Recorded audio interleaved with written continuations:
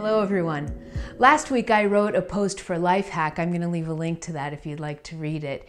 And I was talking about how not to react in anger when someone is rude to you.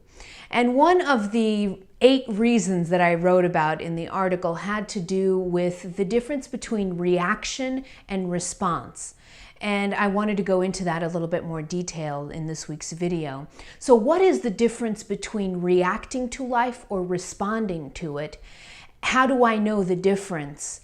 And how do I respond more to life instead of reacting more to life?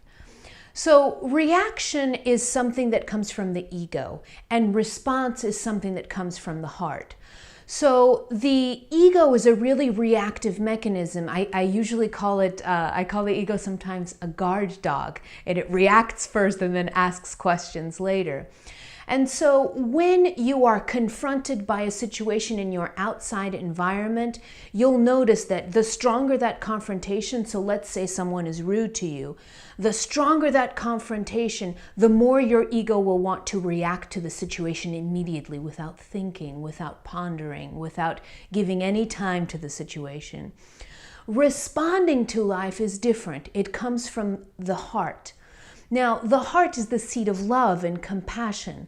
So when you respond to life, it's never from a foundation of anger, of frustration, of defensiveness. It's always from a foundation of love.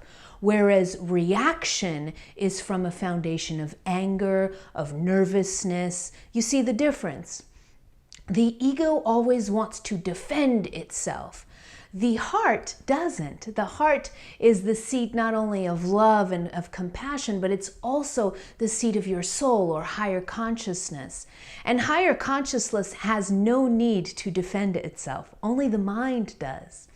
So that's the major difference between reacting to life and responding to life. So now the next question is, how do I respond more when I'm confronted by a situation that may be challenging on the outside? And I would go through a few steps. And the first thing that I would do is, suppose you're confronted by someone who's angry at you or really rude or shouting at you. Suppose you're confronted by a situation like that. Your ego will immediately start thinking. It will start wanting to react.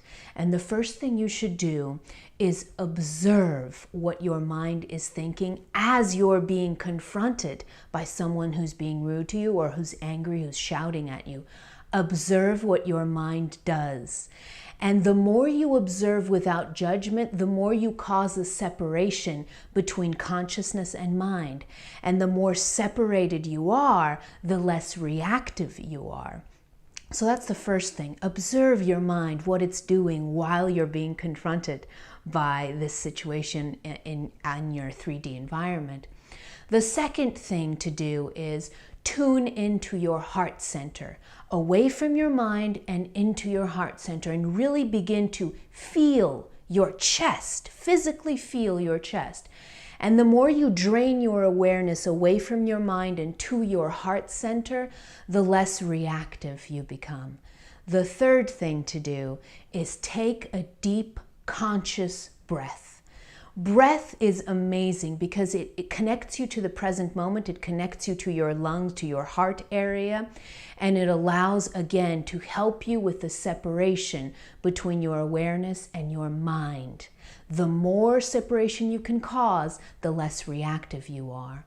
And you could follow that up with words. Sometimes I say things, sometimes I don't. I remember the last time I was confronted with someone who was extremely rude to me, and I wrote about it. That's what the article really is about on Lifehack. When that person was screaming at me, they were shouting at me. And I remember that my mind just really wanted to defend really, really strongly. And my breath really helped me separate myself from the situation. And I was actually able to send love and compassion to the person instead of sending anger or defensiveness toward the person. And that made all the difference in the situation and how it turned out. So you could read more about that in the article. So that's basically what I do. Respond to life instead of reacting to it. And the way to respond to life is to become observing of your mind, using your breath and connecting more to your heart center. Have a great week, everyone.